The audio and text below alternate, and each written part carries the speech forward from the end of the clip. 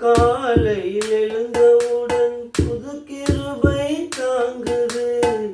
வாழ்நாள் முழுவதும் மகிழ்ச்சிக்குள்ளே நடத்துது.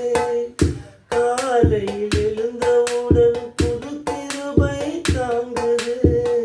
வாழ்நாள் முழுவதும் மகிழ்ச்சிக்குள்ளே நடத்துது.